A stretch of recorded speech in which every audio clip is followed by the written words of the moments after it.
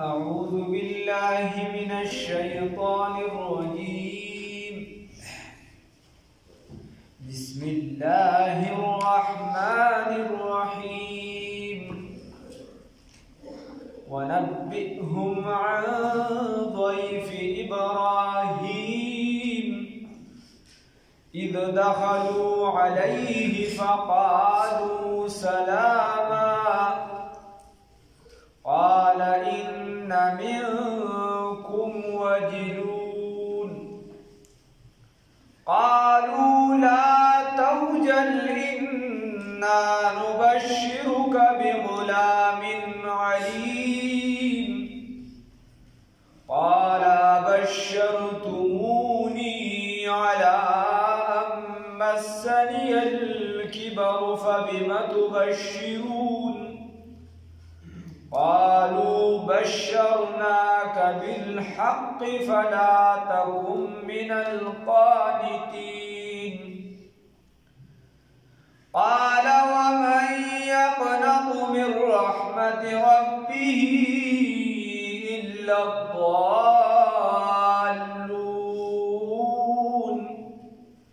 قال فما خطبكم أيها المرسلون قالوا إنا أرسلنا إلى قوم مجرمين إلا آل لوط إنا لمنجوهم أجمعين إلا امرأته قدرنا إنها لمن الغابرين صدقت يا رب العالمين.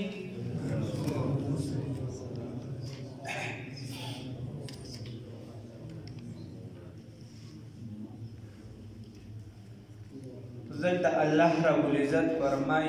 دا واقعه مخکې تفصیلا ذکر شوی او رستم زی په دې را روانه الله وایي چې کله ابراهیم علیه السلام د هغه فرشتې راغلې او دلې د بچي زیری ورکو د اسحاق علیه السلام الله هغه خبره کوي نو چې هغې کله زیری ورکو نو ابراهیم علیه السلام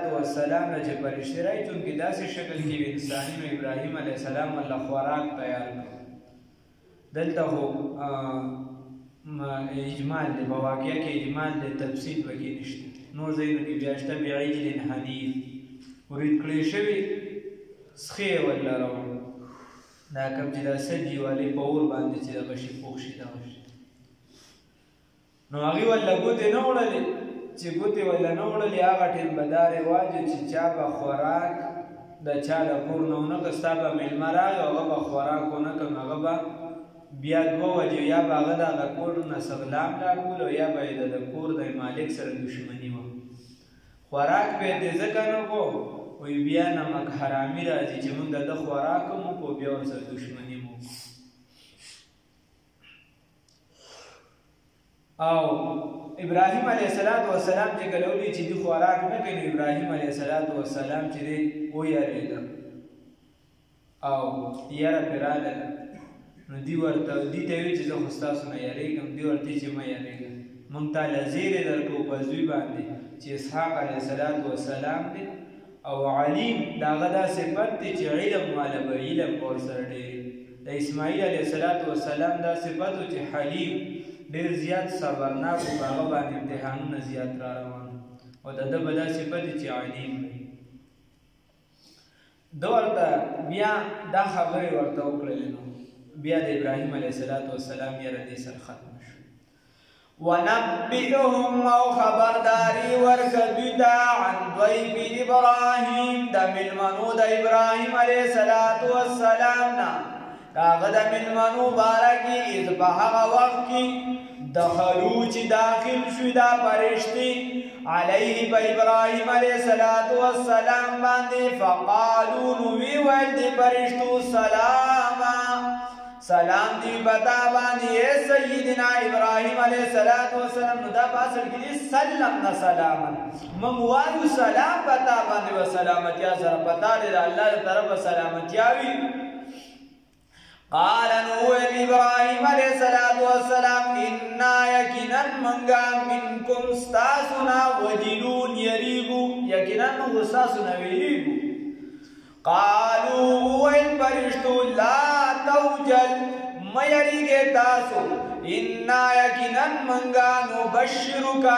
زيري دركو تاتا بغلام فهلك سرا عليم چه صاحب علم وقبوی صاحب بوها بورتا حاصل ویدا سزوی بل اللہ رب العزت درکی نو یا 99 کالو یا 107 کالو 92 کالو 87 کالو 82 کالو دا ټول روایت پکې دومره چې دا عمرونه دا ټول عمرونه چې والي دا ټول زیات دي او بیبي هم دغه شان مشروا ابراهيم عليه السلام ورته وی قال تاسو قالوا ابراهيم عليه السلام ابشرتموني تاسو زیر راکوي مال د خوشاله خبر مال راکوي على پدې خبره باندې مسن الکبر چې زره سیدلې بډاوالي ته زه خو د بډاوالي عمر ته رسیدلم د مشروالي عمر ته او په دې عمر کې خو بچی راوړل چې دا ناممکنه ده د دنیا په اعتبار سره چې کوم اسباب دي دای په اعتبار سره نو زه خو د بډا د مشروالي عمر ته رسیدلم فبما تبشرون تاسو په څه شي مال خوشخبری راکوي ها سړی چې د مشروالي عمر لورسي بیا خو اندامونه کار پریدي بیا په بدن کې کمزوري شروع شي تاسو مال په څه شي خوشخبری راکوي خایستان مخوی تو کودشی پا پیره کی رحمان بابا وی خایستا مخوی تور کودشی پا پیره کی کو اے سر قامت کوک لرگیشی پا پیره کی وی لکا شما دا سحر افتاب دا جمی لکا شما دا سحر ٹیم کی جستا شما بلی جنور براہی جنداغی سا رانا منا بیا سا ضرورت نہیں ہونا یا خوان دی لکا شما دا سحر افتاب دا جمی هم بیتابا هم زیڑیشی پا پیرے کی کسخری لکا زہر نہزمی کی کسخری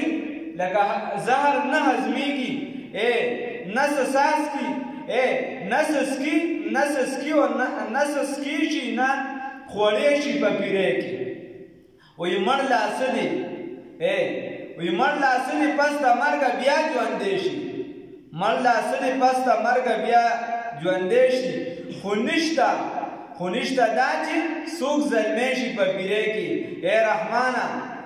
رحمانا پیری حسی عاجزی دا وی دا بڑاتو با حسی عاجزی دا کرستم وی زڑ پیسویشی پا پیرے کی کرستم دا زمانی وی دوی پالوان وی نو وی پاگا باندې بیا سړی په مشروالی کې خبر کی زمانه پهلوان کو چې داسې عمر ته ورسی او بیا چې دې کې ډېر خطرناک عمر شي الله رب العزت ورته وی الی ارذل العمر هغه خراب عمر ته ورسی رذیل عمر ته الله دې چې الله ستنه محتاج کړي نو الله ابراهیم علیه السلام ورته وی قال ابشرتمونی تا یې وویل ورته تاسو مال خوشخبري راکوي علان په دې باندې مسن الکبر چې مسکړی دی مال را ډیروالي د عمر زه خو د مشرۍ او حد ته رسېدلم فبما تبشرون پس شي خوشخبري راکوي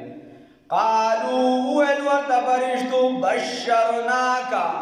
موږ زیری درکو تا ته بالحق پر اختیا سره فلا تکن بس تمگیگا من القانتین دا ناامیدونا من تالا خوشخبری درکو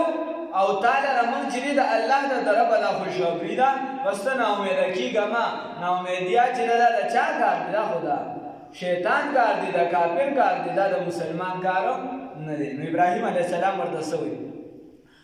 قال او فرمائل ابراہیم علیہ السلام ومن یقنتو او سوک دی چنا امیدشی من رحمت ربی در رحمت در رب خبلنا الا الضالون مگر گمراہان یعنی دا اللہ رب العزت در رحمت نسوک ننا امیدکی سوک دی نا امیدکی چی سوک گمراہ بھی دا دیو جی علماء دیکھی چی دا ایمان چی دی بین الخوف والرجع دا دا یری او دا امید پا مینس کی کچرتا تر دیر زیاد نیک اعمال کے سم نیک اعمال کے او بزرگ دا زمانی بیا بام دا خدای نا یری کی چرتا عمل کے رانا خطا نی شوی خدای میرا ٹک نے کی باغی باغی او چرته د ټاپ ګناهګار بیا هم د خدای نه امید ساتي چې یاره خدای به غفور رحیم ذات دی امید دی چې بخښنه به راته وکړي خو موږ نن سبا صرف دغه خبره راټینګه کړې ده دا منځ کې ایمان نه چلو دا یو رقم خو بالکل پرېښی دی عمل هم پرېښی دی او دې خوا چې څه خبره شي که یو کس سګرټ نیسلي ځان سره ورته وایي چې هلکه راځه د مانځه ټیم دی نه مړه خدای به غفور رحیم دی خدای پاک هم بخښي لکه حرام مه کوه خدای به غفور رحیم دی لکه دا مه کوه نن بس خدای به خداویا میندو نه زیات مینه کوي خدای پاک قانون هم دی